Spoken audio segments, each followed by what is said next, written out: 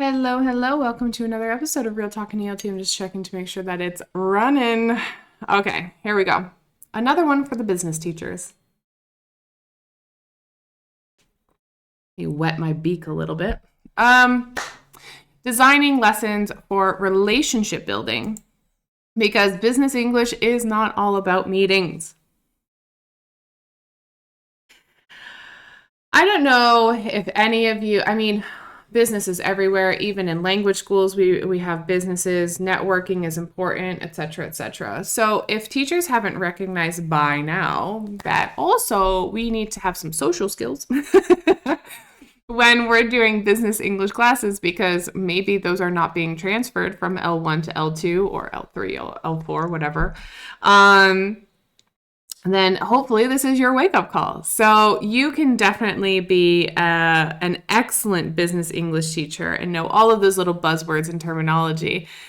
And you can be, years in the game, and you still will feel weirdly unprepared when your student says, I just want to sound more natural when I bring the people that came down out to dinner.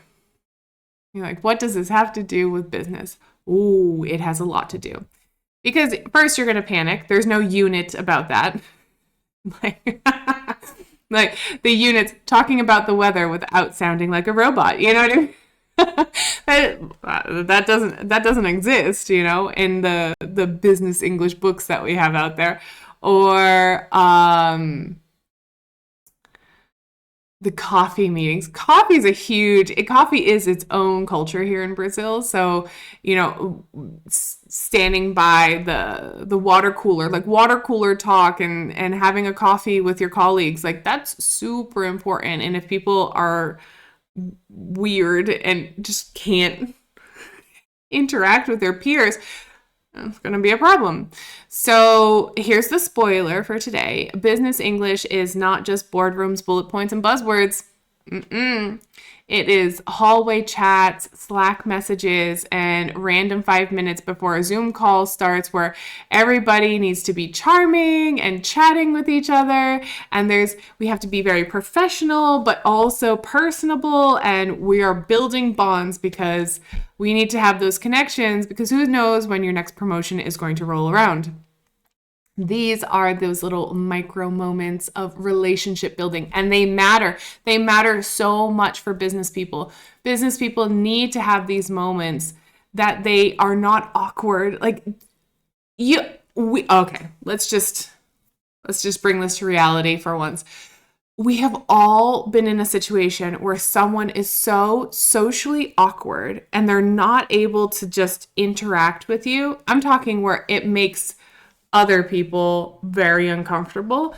We can't let our students in multicultural, remote working, this whole globalization that's happening. We can't let our students do that. What a disservice we would do for our students if we didn't prepare them for these types of situations. Like, hello, this happened. You have to act like a human. Everybody's already freaked out about AI, so of course we're going to have to sit here and be like, this is how you act human. This is how you act human. So I pretty much in business English, I don't really do a lot of stuff on like how to do this and how to present data and negotiation tactics. Like, fine, whatever. Like, you do that. There's a bunch of books on it. Like, I don't care, whatever. Chat GPT it and find your lesson plan. I'm talking about relationship building. So what do they need to say? Who are they trying to be in English? I'm very much about like people's identity. Like, who do you want to be? Like, what kind of presence do you want to project out into the world? I'd probably rethink mine a little bit. Oh, crazy, I think, but it's fine. I'll just deal with it. Not a big deal. So everything kind of shifted for me a few years ago. Everything kind of shifted for me because I was like, you know what? I think I need to start looking at these small moments that actually mean a little bit more in business, especially nowadays. It's like who you know. At least here in Brazil, a lot of nepotism here, but it is a lot about who you know. And if you know that person, then you're going to get in. And it's crazy. It still happens. It's 2025. It still happens today. All right, but I don't want them to sound like that really weird, awkward. You know that? Oh, do you know? Sorry, got excited there. Do you know when like business networking events started rolling around, and it was like those cheesy? I don't know if anybody's seen them from like the 70s and 80s and even 90s. Those cheesy dating videos where people would record and like talk about themselves, like, hey, how's it going? And then they'd say like, I really like long walks on the beach. Yeah, that cheese ball. And then it like, okay, so first of all, you don't want to be that guy. And then second, then it moved into those weird networking events where you would have to go and you would have to talk to people. I'm talking like, I went to some like management training stuff, and it was just like, ooh, before I moved to Brazil, it was brutal. Like it was cringy, super cringy all the time. I don't want those awkward moments to be happening. Like the 2006 moments to be happening with my students in 2025. Like, it's been almost 20 years. We need to move on from that, right? We need to be better. So where was I going with that? Oh, genuine language moments when you can coach them, because really we're coaching now. I know coach is like a dirty little word. It's the C word now, because honestly, nobody likes the word, because there was a bunch of people who called themselves coaches and it was just icky because they didn't have any credentials. It was like the life coach that was living in his parents' basement, the financial coach that was broke and renting Mercedes to show up to the speaking occasions and stuff like that. So coach has like a really dirty connotation now, sleazy almost, because it was misused, I'm going to say like 7 or 8 years ago. But let's bring it back, because coaching is actually a really important thing. And we have really good examples of coaches, especially in sports, which is like the world that I grew up in. Was, I had I had bad coaches too, but I had really great, I did have a few really great coaches. So we can still coach people. It's fine. Just don't think of those, the life coaches. That's not what I'm talking about. I'm saying that we're coaching people with tone, pacing, response building, practicing ways to be curious but not invasive. Do you know the people that they start asking you questions and it feels like an interrogation as opposed to a conversation? Ooh, right? English students sometimes don't know that they're coming off in a way. They're so focused on just structuring things so that they can say the phrase, that they don't realize that they're coming off in a specific way. Gracefully exiting conversations when you're just kind of done, like you don't want to like hang out with this person anymore. You got to get back to whatever you're doing. So, but gracefully exiting it, not just being like, okay, I have to go, bye. We need a little bit better. So, yeah, digging into those language points. It can be written in oral too, like, exchanging little messages here and there, the Slack meeting or the Slack conversations, WhatsApp, Telegram, all of those good things. So students are using them. So we need to help them along the way. Maybe I should have prefaced this whole conversation and rant. Going back, please don't throw everything out the window, because you can't build a course just on this, right? Students need to have some structure. They need to have language. They need to be proficient. They need to have terminology, all of that good stuff. So you can't just throw out your entire book. But we also can't say, well, the relationship building stuff is just fluff in between. Businesses are built on relationships.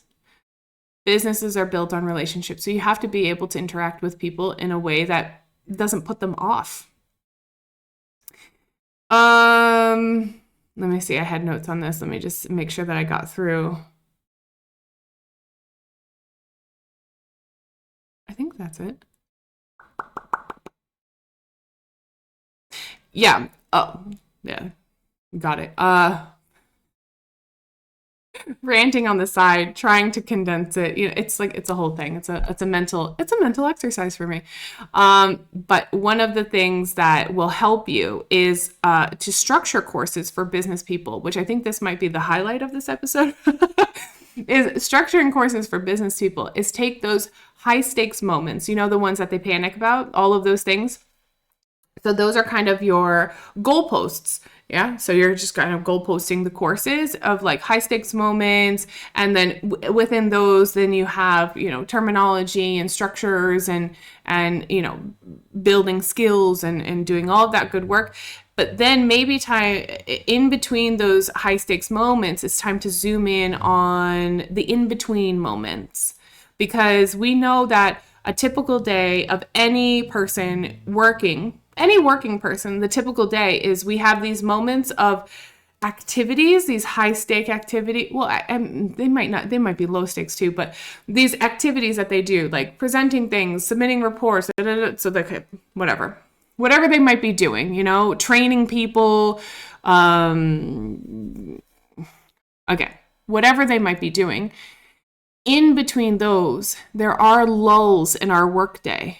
And those lulls are usually when we're being a little bit more human and less operational.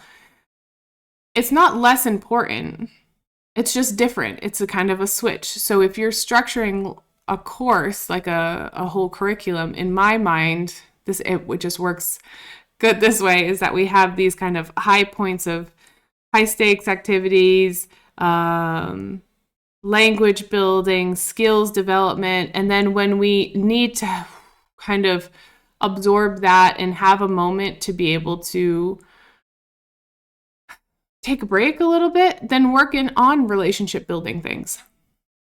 Not that it's less important. Actually, it might be even more important depending on the person and their position. But those should be incorporated in as well. They shouldn't be the throwaway chapters of a course, right? So we tend to skip over them because we think that it's not interesting for the students, because it's not terminology and email writing. They need to have relationship building too. Okay, so that's my idea about designing lessons for relationship building, thinking about those interactions, not necessarily the meeting, but that awkward silence before the meeting, and how we can lessen that and make our students a little bit more human and a little bit more approachable in a second language. That's it for today. Hope you enjoyed. Talk to you later.